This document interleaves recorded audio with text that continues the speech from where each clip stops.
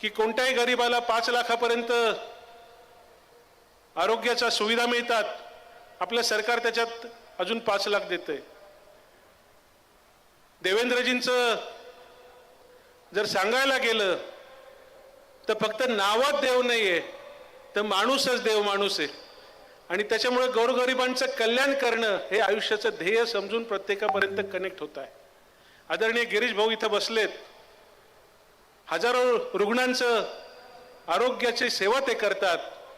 आणि नाशिककरांना जेव्हा जेव्हा गरज पडली तेव्हा देवेंद्रजींच्या माध्यमातून गिरीश भाऊ ठामपणे आपल्या मागे उभे असतात. आणि त्याच्यामुळे येत्या 20 तारखेला ही आपली परीक्षा आहे.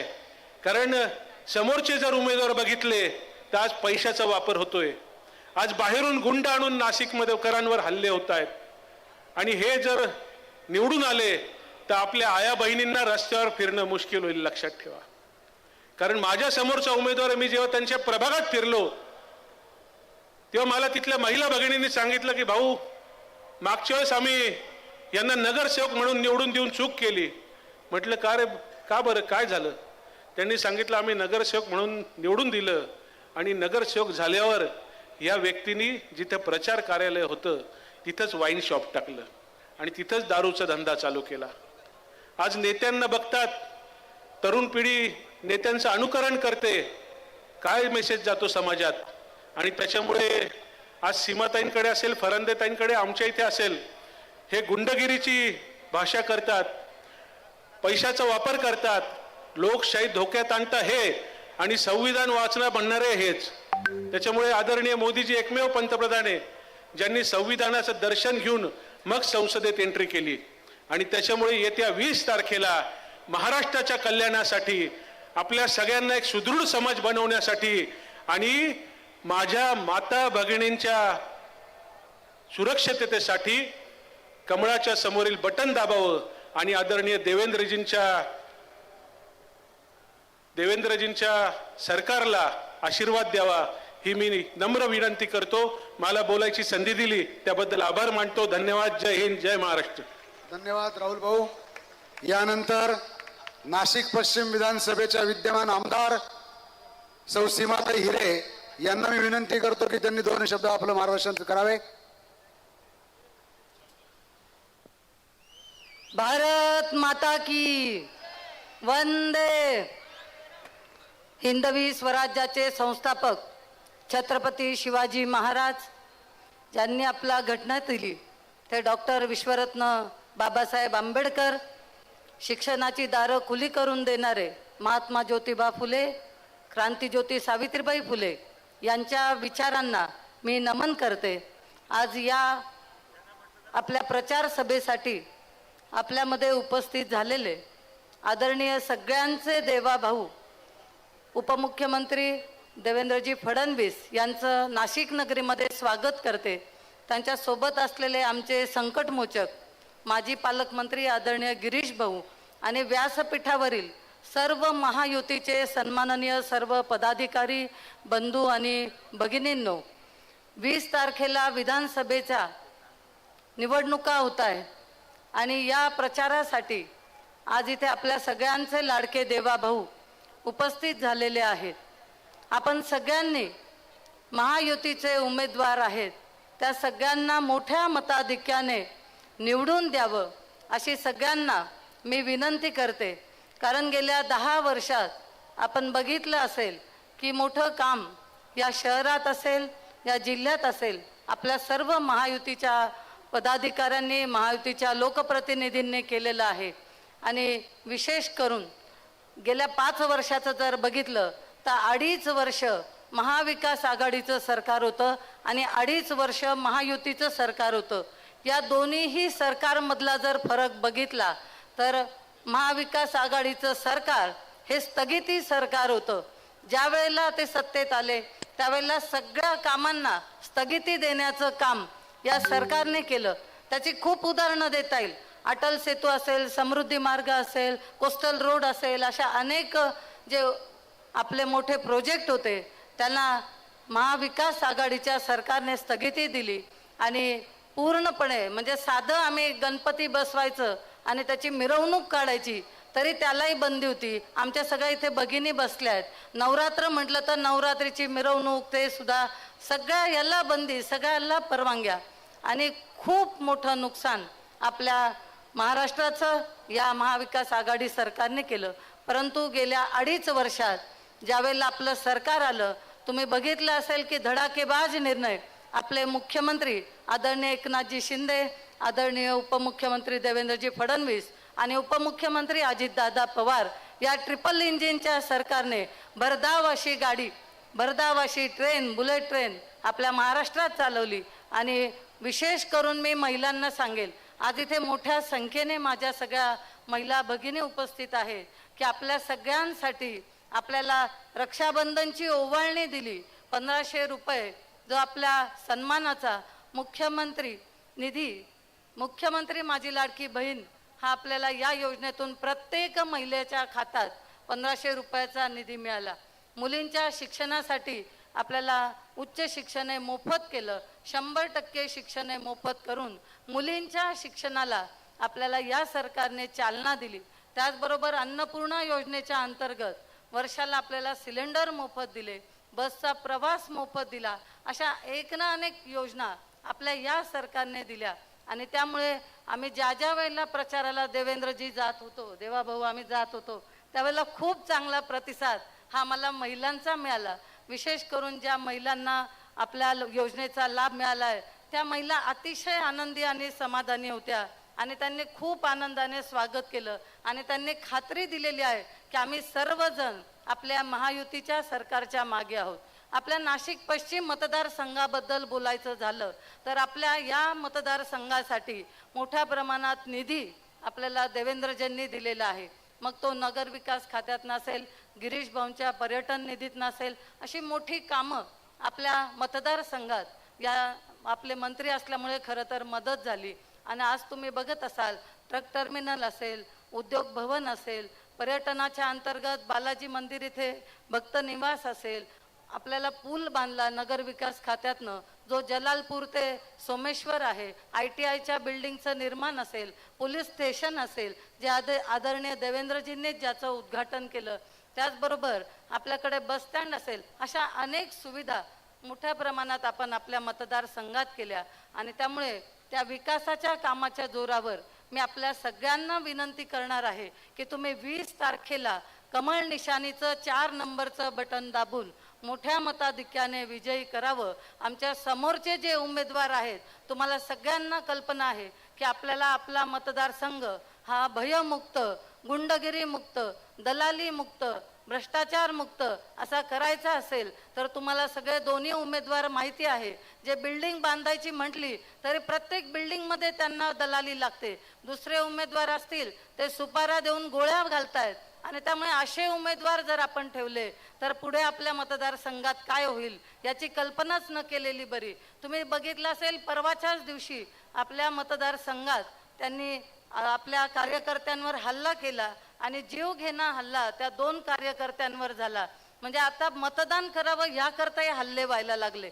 मग असं असेल तर आमच्या आया बहिणी असतील, आमच्या नागरिकांनी सुरक्षित कसं राहायचं हा खूप मोठा प्रश्न आपल्या सगळ्यांसमोर आहे. आणि त्यामुळे आम्ही काहीच सांगणार नाही, पण लोकांनी ठरवलेलं आहे, जनतेने ठरवलेलं आहे की त्यांना असे लोक नको आहेत जे कायम ह्या लोकांवर दहशत करतात किंवा त्यांच्यावर त्रास देतात. त्यामुळे अशा लोकांपासून ह्या सगळ्या लोकांना सुटका पाहिजे.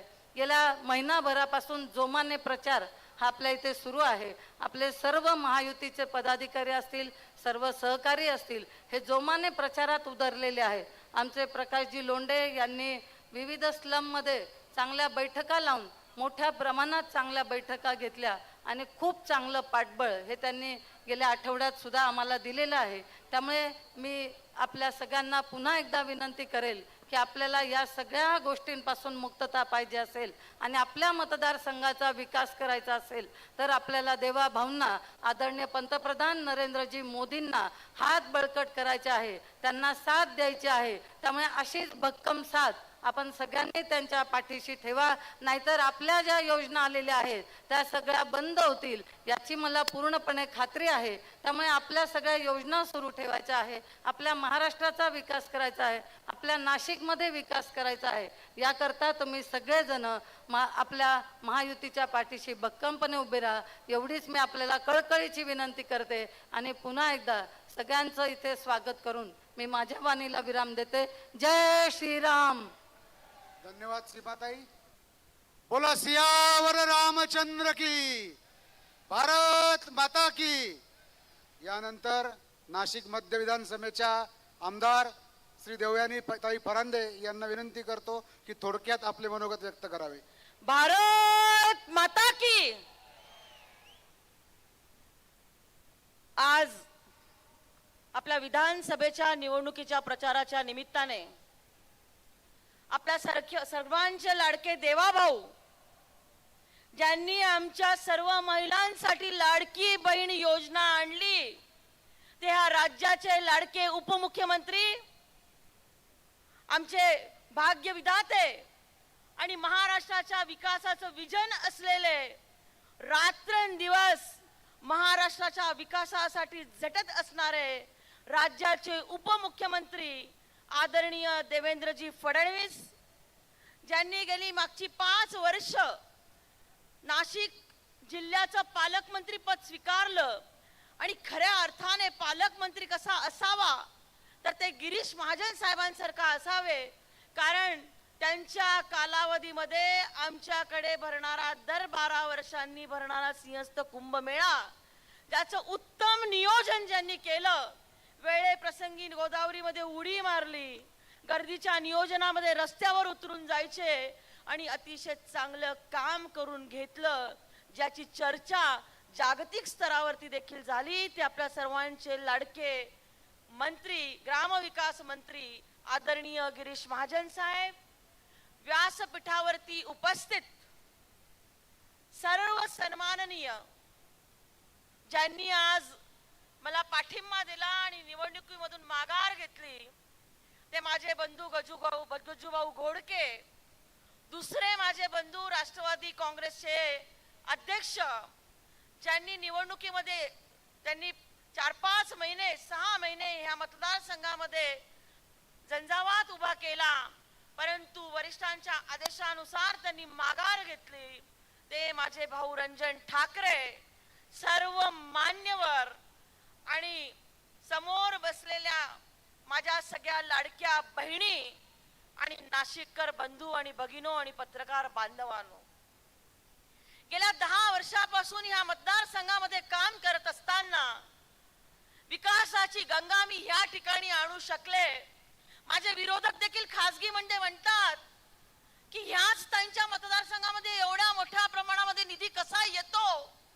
तुम्हाला सांगते, त्याचं मोठं रहस्य जर काय असेल तर ह्या ठिकाणी बसलेले आमचे लाडके नेते आदरणीय देवेंद्र फडणवीस साहेबांकडे मी जेव्हा जेव्हा नाशिक मध्य विधानसभा मतदारसंघासाठी निधी मागायला गेले, कुठलं काम करू मागायला गेले, तुम्हाला सांगते त्यांनी मला कधी खाली हात पाठवलं नाही. त्यामुळे मी या अनंत कानडे मैदानाचा विकास करू शकले. कॉर्पोरेट क्षेत्राच्या धर्तीवरती भाऊ आम्ही इथं घड्याळाचा मनोरा उभा केला, हे स्टेडियम उभं केलं. आणि अनंत कानडे ज्यांनी वयाच्या 21व्या वर्षी ह्या देशाला स्वातंत्र्य मिळण्यासाठी ज्यांना जॅक्सन वधामध्ये फाशी झाली, त्यांच्या नावाने असलेलं हे अनंत कानडे मैदान तेवढंच सुंदर असायला पाहिजे. आणि ते मी आमच्या नेते आदरणीय देवाभाऊंच्या आशीर्वादाने करू शकले. आपण बघितलं की मेळा बसस्थानक, राज्यातलं पहिलं एसी बसस्थानक, टर्मिनलच्या धर्तीवरती, विमानतळावरती जेव्हा श्रीमंत प्रवास करतात तिथं सगळ्या सुविधा असतात, मग जिथं माझे जनसामान्य प्रवास करतात तिथं देखील सगळ्या सुविधा का असू नये म्हणून मेळा बसस्थानकाचं आपण काम केलं. तुम्ही बघतात की त्या ठिकाणी 4 प्लॅटफॉर्म एसी आहे. रोज 1100 गाड्या तिथून सुटतात आणि 1 लाख लोक तिथून प्रवास करतात. विचार करा किती महत्वाचा प्रश्न होता, परंतु हे काम मी राज्याचे आपले लाडके नेत्यांच्या आशीर्वादाने करू शकले. त्याच्या समोरचं सीबीएस बस स्टेशन, त्याच्यासाठी आता 10 कोटी रुपये निधी आणला. खड्डे का खड्ड्यात रस्ते का रस्त्यात खड्डे हे समजत नव्हतं. अशा ह्या बसस्थानकाची अवस्था झाली होती. आता तुम्ही बघितलं असेल की ते पाडून निवडणुकीच्या आधी नवीन बांधकामाचं काम देखील आपण सुरू केलेलं आहे. समोरचं स्वातंत्र्यवीर सावरकर जलतरण तलाव, त्याच्यासाठी 4 कोटी रुपयाचा निधी मी त्याच्या नूतनीकरणासाठी दिला. शिवसत्य क्रीडा संकुलासाठी 10 कोटी रुपयाचा निधी दिला. छत्रपती शिवाजी जलतरण तलाव, आमच्या आकाशवाणी परिसरामध्ये भाऊ आपण अतिशय कॉर्पोरेट स्टाईलचं अतिशय सुंदर असं जलतरण तलाव तुम्हाला सांगते आचारसंहितेच्या आधी त्याचं लोकार्पण केलं. यशवंत व्यायामशाळा ज्याला 100 वर्ष झाली, आमच्या नाशिकची ओळख. मी स्वतःहून गेले आणि त्यांना सांगितलं, तुम्ही सांगा तुम्ही 100 वर्ष ही व्यायामशाळा चालवतात, तुम्हाला आमच्या सरकारकडनं काय मदत पाहिजे. तुम्हाला सांगते त्यांना 3.5 कोटी रुपये खर्च करून नवीन व्यायामशाळा बांधून दिली. आमचा जिल्हा क्रीडा संकुल ह्याची अतिशय दुरवस्था झालेली होती. छत्रपती शिवाजी महाराजांच्या नावाने असलेल्या ह्या स्टेडियमची दुरवस्था मला बघवत नव्हती. मी आमच्या नेत्यांकडनं तिथं 27 कोटी रुपयाचा निधी आणला. क्रीडा मंत्री आदरणीय गिरीश महाजन साहेब आपले आशीर्वाद त्याला मला लाभले आणि आज त्या कामाचं देखील सुरुवात झालेली आहे. तीन ठिकाणी मी उद्यानं केली. अटल बिहारी वाजपेयी उद्यान केलं, जयप्रकाश छाजेड उद्यान केलं, सर्व नाशिककरांचं आवडतं प्रमोद महाजन उद्यान आता परत त्याला पूर्ण काढून त्याने नवीन काठ टाकत आहे आणि ते आमच्या बाल मुलांना सगळ्यांना खूप आवडेल. 100 खाटांचं संदर्भ रुग्णालय, तिथं आपण 100 खाटा वाढवल्या. ज्या ठिकाणी किडनी ट्रान्सप्लांटेशन असेल, निओनेटल सर्जरी असेल, अशा सगळ्या सुविधा पुढच्या कालावधीमध्ये आपल्याला मिळणार आहे. पुढच्या 3 महिन्यामध्ये त्याचं आपल्याला लोकार्पण करायचं आहे. तुम्हाला सांगते, पूर्वी असं म्हणायचे की महिलांच्या मुलींच्या जन्मावरतीच प्रश्नचिन्ह असतो, पण मला आमदार झाल्यानंतर कळलं की महिला रुग्णालयावरती देखील करत असताना त्याच्यावरती प्रश्नचिन्ह असतो. माझ्या विरोधामध्ये जे आपण त्यांचा पराभव केला 2014 मध्ये, आणि तेच आता परत माझ्या विरोधामध्ये उमेदवारी करत आहेत. त्यांनी तुम्हाला सांगते ते 2013 मध्ये मंजूर झालेलं ते हॉस्पिटल, 1.5 वर्ष ते काय आमदार म्हणून करत होते, तेव्हा ते आमदार होते, त्यांना जमलं नाही. मी आमदार झाल्यानंतर त्याच्यासाठी जागा शोधली, 4 ठिकाणच्या जागा रद्द झाल्या. तुम्हाला सांगते फडणवीस साहेबांनी मला आशीर्वाद दिला आणि एका ठिकाणची आम्ही जागा फायनल केली. तिथं काम सुरू करायला गेलो तर माझ्या विरोधात आंदोलन केली आणि तुम्हाला सांगते मला कोर्टात देखील नेलं. आमच्या महिला रुग्णालयानो, माता भगिनींनो, गोर गरिबांसाठी जे मी रुग्णालय करत होती त्या रुग्णालयामध्ये नेऊन यांनी ते विकासाचं कामाला अडथळा निर्माण केला. कोर्टामध्ये देखील मी जिंकले आणि तुम्हाला सांगते की त्यानंतर त्याचं पहिल्या टप्प्याचं काम आपण पूर्ण करून घेतलंय आणि दुसऱ्या टप्प्याच्या कामासाठी देवेंद्र भाऊनी मला परत 40 कोटी रुपयांचा निधी दिलेला आहे. भाऊ मी आमच्या माता भगिनींकडनं तुमचे मनापासून आभार मानते की 100 खाटांमधलं हे महिलांसाठीच विशेष रुग्णालय की ज्याच्यामध्ये माझ्या माता भगिनींच्या प्रसूतीच्या आणि सगळ्या स्त्री रोगाच्या सगळ्या व्यवस्था आणि त्या ठिकाणी त्यांचं आरोग्य जपण्याची व्यवस्था होणार आहे. परंतु बंधू आणि भगिनींनो, माझ्या मैत्रिणींनो, मला विरोध करा तुम्ही, पण आमच्या महिला रुग्णाला विरोध करून तुम्ही काय मिळवलं? आता त्याचं लोकार्पण झालं असतं, पण असो, आता त्याचं लोकार्पण पुढच्या वर्षभरामध्ये होईल. मी तुम्हाला सांगते, जर मी किती कामं केली आहे जर सांगायलाची वेळ झाली इथं तर मला 2 तास लागतील. मला 3-4 मिनिटं फक्त बोलण्याची संधी मिळालेली आहे. माझा विकास पर्व तुमच्या घरोघरी पोचलेला आहे. मी समाजातला एकही घटक सोडलेला नाहीये. मराठा समाजाच्या साठी 1000 मुला मुलींचं हॉस्टेल हे नाशिक मध्य विधानसभा मतदारसंघामध्ये होतंय. धनगर समाजासाठीचं 200 मुला मुलींचं हॉस्टेल हे नाशिक मध्य विधानसभा मतदारसंघामध्ये होतंय. गोरोबा काका कुंभारांचं मंदिर पहिलं महाराष्ट्रामधलं हे नाशिक मध्य विधानसभा मतदारसंघामध्ये होतंय. रामदास स्वामी समर्थांचं मंदिर आपण बघितलं असेल, 350 वर्ष जुनं मंदिर, ते आपण बांधून त्याचं कधीच 4 वर्षापूर्वी त्याचं लोकार्पण केलं. नाशिक, जुनं नाशिक हे आमचं मंदिरांचं गाव. त्या ठिकाणी तुम्हाला सांगते सावता माळी समाजाचं म्हणजे माळी समाजाचं मंदिर, संत सावता महाराजांचं मंदिर, त्याच्यानंतर संत नामदेव महाराजांचं मंदिर, त्याच्यानंतर साळी समाजाचं मंदिर, चर्मकार समाजाचं मंदिर, अशी अनेक कासार समाजाचं मंदिर. भाऊ आता मला आठवत पण नाही, मी 20-25 समाजांसाठीची वेगवेगळी मंदिरं जी आहेत ही उभी केली. आमच्या दलित शोषित वंचित समाजाची मागणी होती की आम्हाला बौद्ध विहार बांधून द्या. भाऊ मी एवढे बौद्ध विहार दिले की तुम्हाला सांगते आजपर्यंत तेवढे कोणी बांधले नसतील. एवढे बौद्ध विहार मी माझ्या मतदारसंघामध्ये बांधून दिलं. त्याच्याही पेक्षा भाऊ मी तुमचे मनापासून आभार मानेल. मी तुम्हाला सांगते की आपण टाळ्यांच्या गजरामध्ये राज्याच्या मुख्यमंत्री, माजी मुख्यमंत्री आणि आपले लाडके उपमुख्यमंत्र्याचे आभार मानू की जेव्हा भारत रत्न डॉक्टर बाबासाहेब आंबेडकरांची 125वी जयंती होती तेव्हा ती जयंती मोठी चांगली साजरी करण्याचं काम कोणी हातावरती घेतलं तर तेव्हाचे राज्याचे माजी मुख्यमंत्री देवेंद्र फडणवीस साहेबांनी. आणि तुम्हाला सांगते तेव्हा त्यांनी 125 कोटीचा निधी आंबेडकरांची 125वी जयंती साजरी करत असताना घोषित केला की जिथं जिथं भारतरत्न डॉक्टर बाबासाहेब आंबेडकर गेले असतील त्या ठिकाणी आम्ही त्यांच्या पदस्पर्शाने पावन झालेला भूमीचा आम्ही विकास करू. भाऊ माझ्या मतदारसंघामध्ये तुम्ही 5 कोटी रुपये रमाबाई आंबेडकर वसतिगृहाला दिले, ज्याचं भूमिपूजन 1954 मध्ये भारतरत्न डॉक्टर बाबासाहेब आंबेडकरांनी केलेलं होतं आणि त्याच्या स्थापना कर्मवीर दादासाहेब गायकवाडांनी केली होती. भाऊ आदिवासी समाजासाठी मी राघोजी भांगरेंचं स्मारक माझ्या मतदारसंघामध्ये उभारलं. तुम्हाला सांगते माझ्या मातंग समाजासाठी अण्णाभाऊ साठेंच्या स्मारकासाठी मी 1.5 कोटी रुपयांचा निधी उपलब्ध करून दिला. भाऊ मी तुम्हाला सांगते माझ्या मतदारसंघामधला राहणारा असा कुठलाही समाजाचा घटक नाही की मी कामाच्या रूपाने त्यांच्यापर्यंत पोहोचली नाही. नाशिककर बंधू आणि भगिनींनो, तुम्ही बघत असाल माझ्या विरोधामध्ये उभा असलेला उमेदवार 5 वर्ष आमदार होते, 1 वर्ष महापौर होते, त्यांचा मुलगा 2.5 वर्ष उपमहापौर होता. मी तुम्हाला सांगते ह्या व्यासपीठावरून अजून 2 दिवस राहिलेत की त्यांनी त्यांच्या एवढ्या ह्या पदांच्या रूपामध्ये त्यांच्या कालावधीमधलं त्यांच्या आमदारकीच्या कालावधीमधलं एक तरी मोठं काम दाखवा. मी माझी 50 मोठी कामं दाखवेल. जर तुम्ही त्यांची एक जरी मोठं काम दाखवलं तर मी तुम्हाला 1 लाखाचं बक्षीस देईल.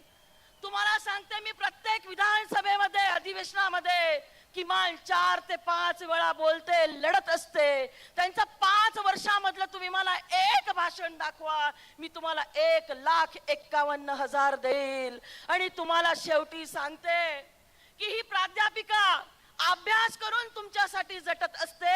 अहो त्यांनी शुद्ध मराठी मधून 4 ओळी जरी लिहून दाखवल्या तर मी तुम्हाला 11 लाखाचं बक्षीस देईल. आणि म्हणून तुम्हाला सांगते की दारूचे, जुगाराचे अड्डे चालवणारे खंडणीखोर आज रोज मला धमक्या देतात, माझ्या विरोधामध्ये अपप्रचार करतात. तुम्हाला सांगते ह्या प्राध्यापिकेने शपथ घेतली होती की ड्रग्ज मुक्त नाशिक करणार. आणि तुम्हाला सांगते की राज्याच्या विधिमंडळामध्ये 3 ते 4 वेळा मी आवाज उठवला. आणि मला जर त्याच्या बाबतीमध्ये आशीर्वाद कोणी दिला की नाशिकला ड्रग्ज मुक्त करण्यासाठी तर राज्याचे लाडके मुख्यमंत्री देवेंद्र फडणवीस. शेवटचे एकच वाक्य बोलते की देवेंद्र फडणवीस साहेबांसारखा नेता नाही की ड्रग्जचा विषय पुढे आणल्यानंतर राज्यातली सगळ्यात मोठी कारवाई आमच्या तर सरकारला 2च वर्षात झाले. 3 वर्ष महाविकास आघाडीचं सरकार होतं. अहो त्यांच्या उबाठाचे ललित पाटील होते. कारखाना नाशिक मध्ये सुरू केला होता आणि तो पकडून देण्याचं काम कोणी केलं तर भाऊंनी केलं गृहमंत्री म्हणून. आणि राज्यातून 3 लाख कोटी रुपयाचे ड्रग्ज जे आहे हे नष्ट केले आणि महाराष्ट्राच्या युवकांना एक मोठं वरदान दिलं. आणि हे कणखर नेतृत्व कोण करू शकलं तर राज्याचे गृहमंत्री लाडके देवेंद्र फडणवीस करू शकले. मी आपल्या सगळ्यांचे देवेंद्र भाऊंचे मनापासून आभार मानते. तुम्हाला सगळ्यांना नम्रपणे विनंती करते की परत मला संधी द्याल. ही प्राध्यापिका तुम्हाला मान कधी खाली टाकायला लागणार नाही, एवढं चांगलं काम करेल आणि गोर गरीब श्रीमंतांचा सगळ्यांचा आवाज बनून 5 वर्ष विधानसभेमध्ये झटेल. धन्यवाद. जय हिंद, जय श्रीराम. धन्यवाद मॅडम. यानंतर आपण सर्वजण ज्यांच्या मार्गदर्शनाची वाट पाहण्यासाठी आतुर आहोत असे वैभवशाली महाराष्ट्राचे प्रतिभा संपन्न नेतृत्व नामदार माननीय देवेंद्रजींना विनंती करतो की त्यांनी आम्हाला सगळ्यांना संबोधित करावे.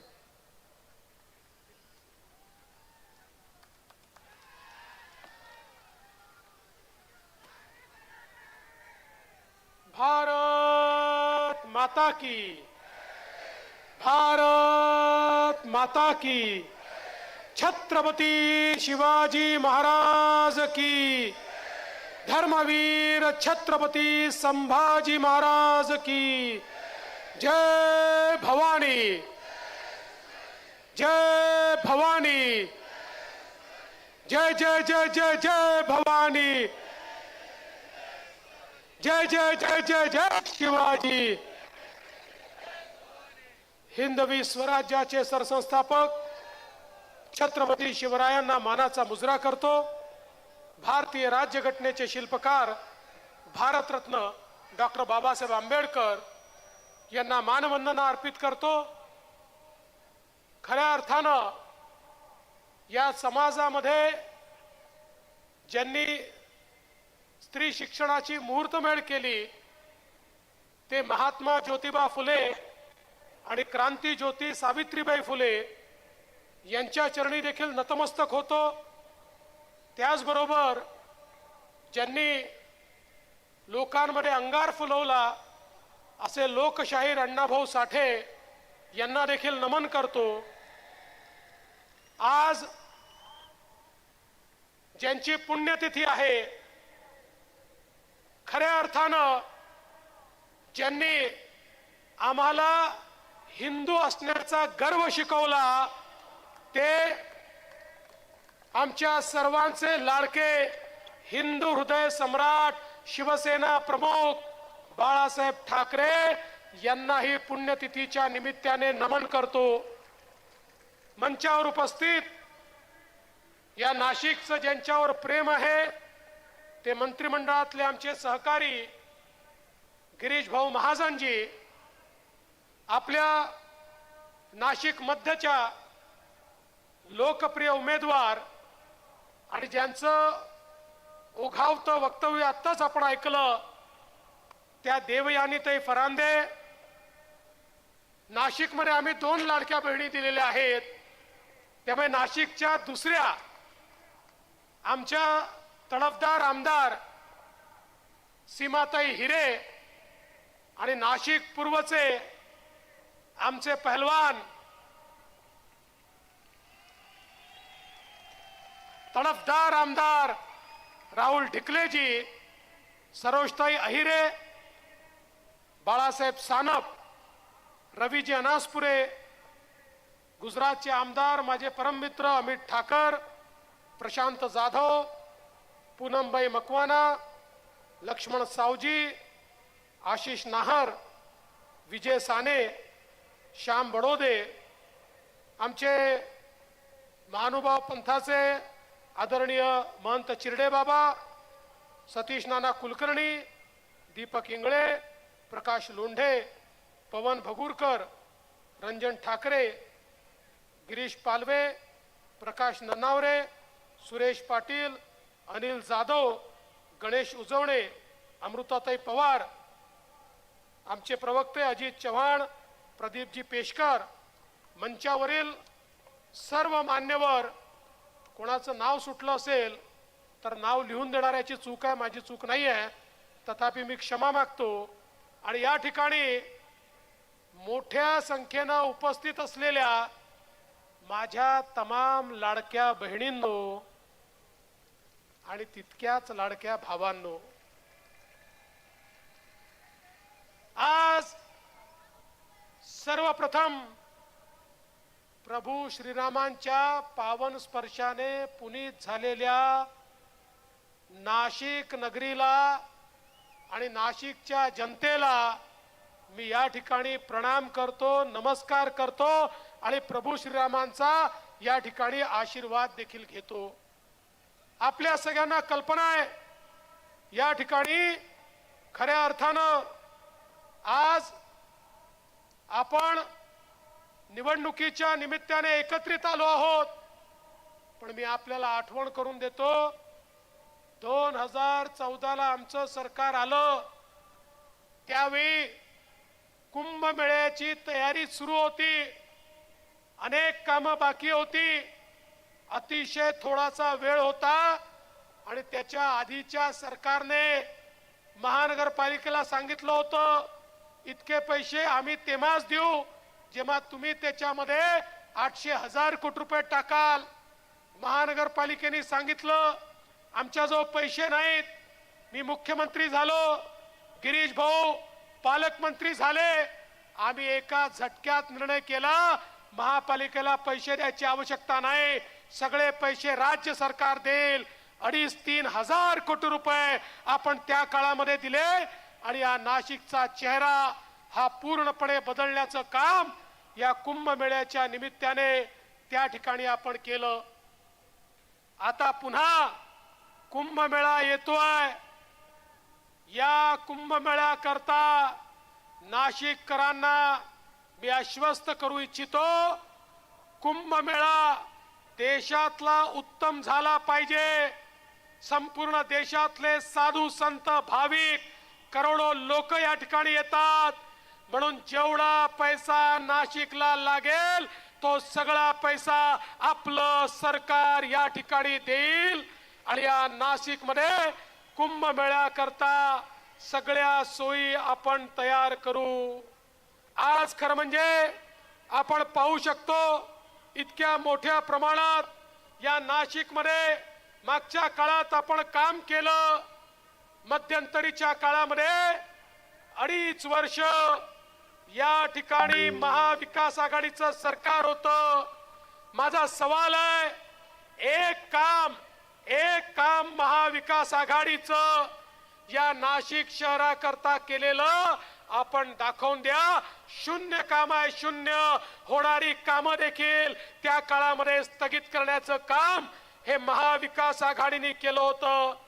आज आपण पाहू शकतो नाशिकच्या रिंग रोडचा विकास असेल, समृद्धी महामार्गाची कनेक्टिव्हिटी असेल, इकडे चेन्नई सुरत मार्ग असेल, या सगळ्या मार्गांमुळे नाशिकमध्ये एक इंडस्ट्रियल इकोसिस्टम तयार होते आहे.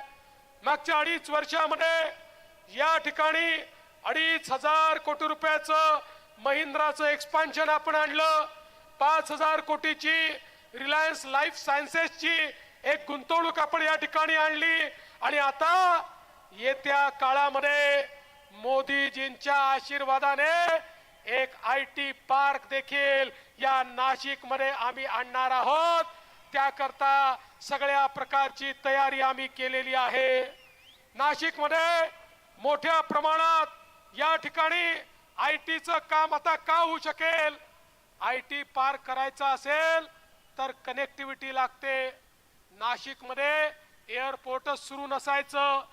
जिथे एअरपोर्ट नाही तिथे कधीच IT येत नाही. आता नाशिकचं एअरपोर्ट देखील आपल्याच सरकारने सुरू केलं आणि देशभरातली कनेक्टिव्हिटी आपण दिली आणि आता महामार्गांची कनेक्टिव्हिटी होते आहे. आणि त्यासोबत आपलं जे IT हब आहे म्हणजे पुणे, या पुणे आणि नाशिकमध्ये हाय स्पीड ट्रेन ही आपण सुरू करतो आहोत. त्यामुळे 2 शहराची कनेक्टिव्हिटी झाली की सगळा ITचा क्राऊड हा आपल्या नाशिकमध्ये या ठिकाणी आपल्याला पाहायला मिळेल आणि त्यातनं मोठ्या प्रमाणात आपल्याकडे गुंतवणूक देखील येईल. आज खरं म्हणजे आपण बघितलं 3ही आमदारांनी केलेलं काम. देवयानी ताईंनी मगाशी सांगितलं कशा प्रकारे महिला रुग्णालय त्यांनी केलं. छत्रपती शिवाजी महाराज स्टेडियम असेल, मेळा बस स्टॉप, तर या ठिकाणी एअरपोर्ट सारखा तयार झाला. जवळजवळ 500 कोटी रुपयांपेक्षा जास्त निधी वेगवेगळ्या कामांकरता हा त्यांनी या ठिकाणी आणला आणि खऱ्या अर्थानं आपल्या मतदारसंघाचं परिवर्तन केलं. आमच्या सीमाताई हिरेंनी या ठिकाणी पाठपुरावा करून सिडकोच्या ज्या काही जागा होत्या त्या लीज होल्ड होत्या त्या फ्री होल्ड करून घेतल्या. आता सिडको मध्ये लीजच्या जागांची गरज नाही. आता सिडको मध्ये फ्री होल्ड जागा म्हणजे सगळ्यांना त्यांच्या जागेची मालकी या ठिकाणी मिळणार आहे. पूर रेषेचे प्रश्न आहेत, ते प्रश्न देखील आपण या ठिकाणी सोडवतो आणि वेगवेगळे प्रश्न हे निश्चितपणे सुटतील हा विश्वास मी तुम्हाला देतो.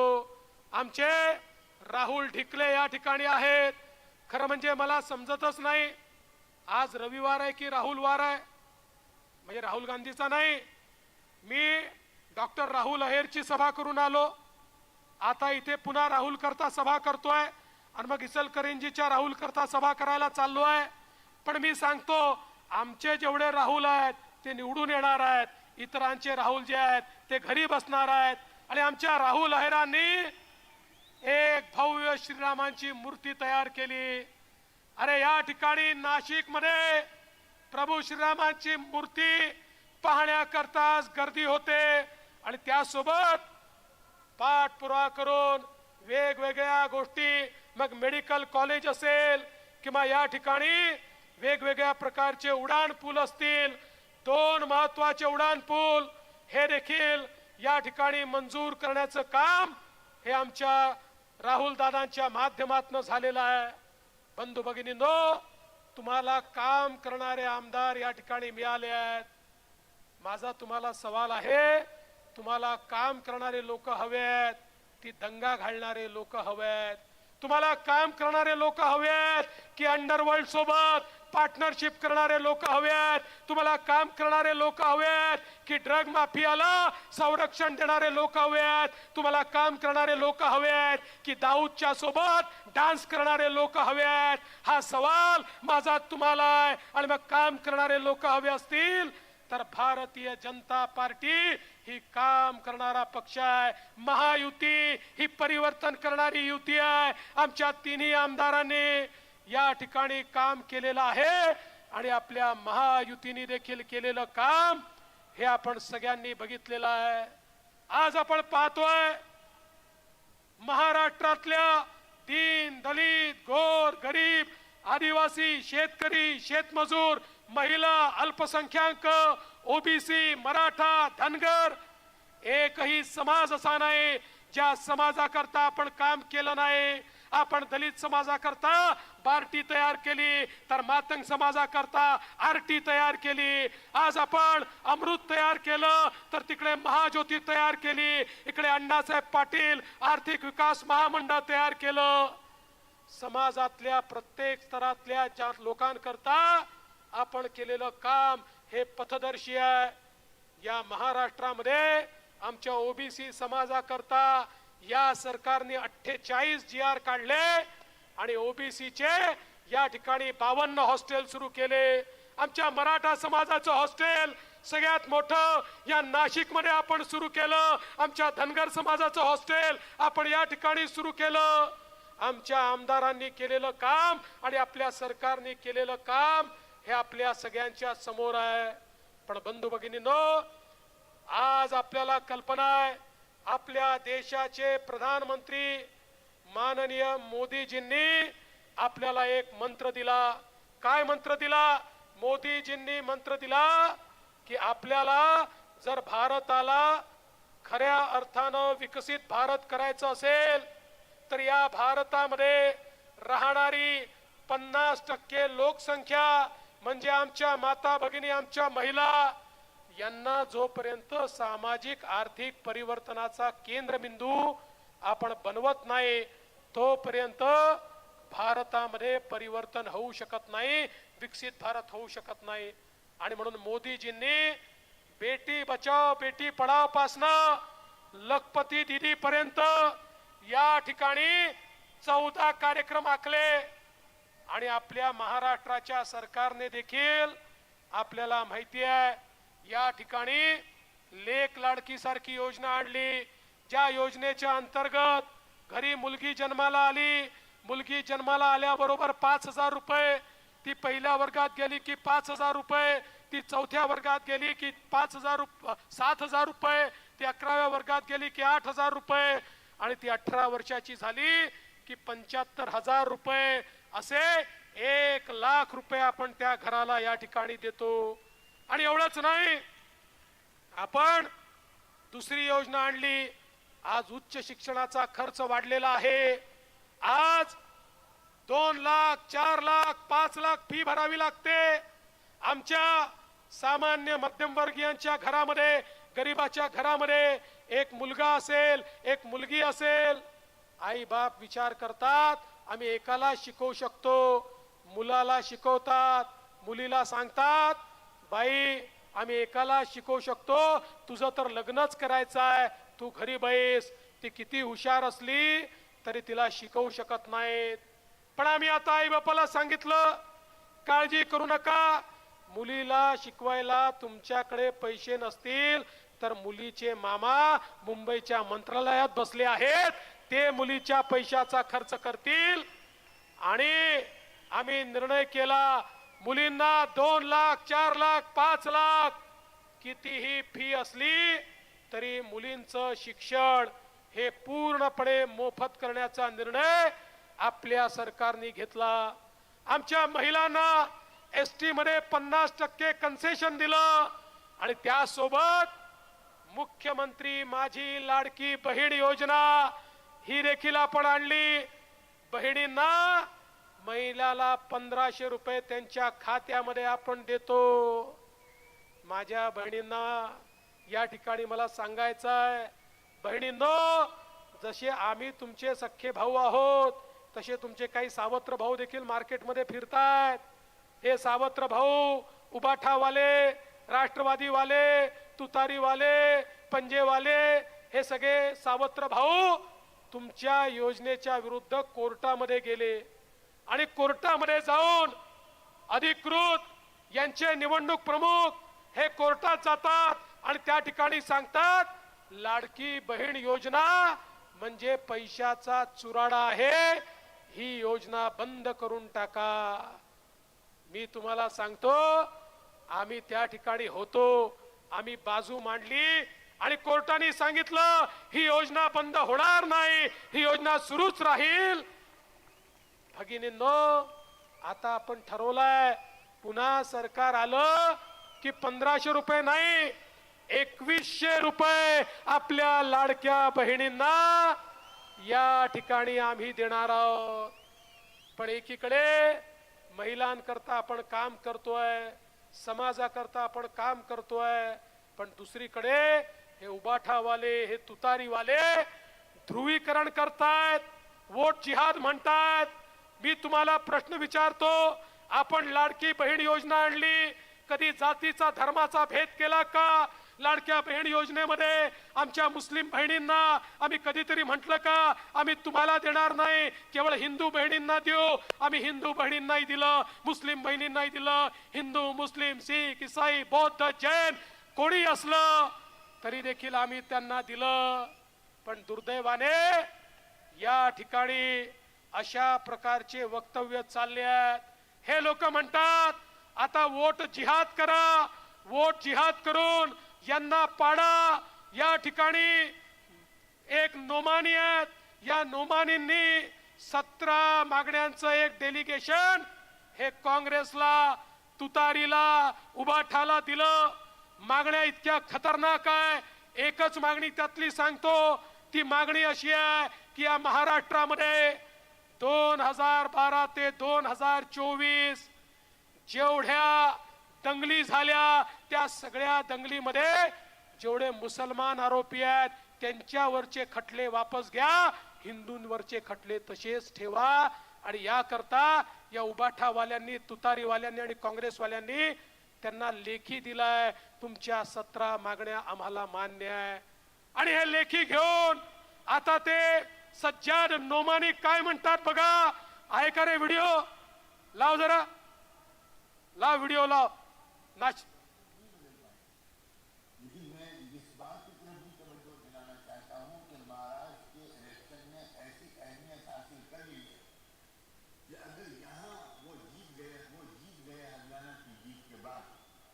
तो उसके बाद उनके हौसले बहुत बुलंद हो जाएंगे और फिर दिल्ली सरकार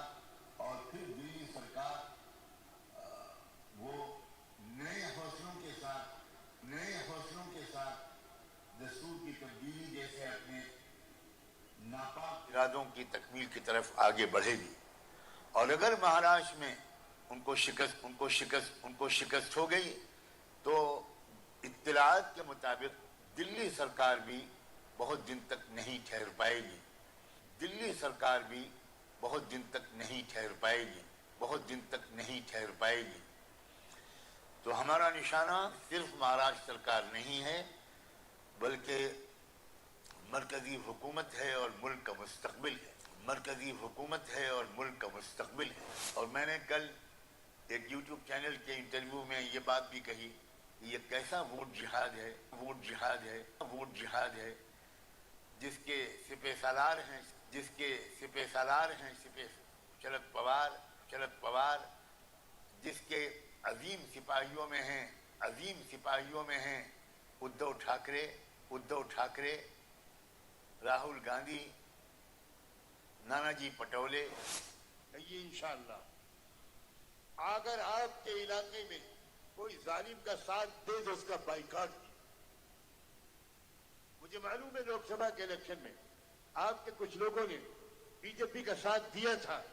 ऐसे लोगों का हुक्का पानी बंद होना चाहिए, ऐसे लोगों का सोशल बाइकाट होना चाहिए, ऐसे लोगों से सलाम दुआ बंद होनी चाहिए।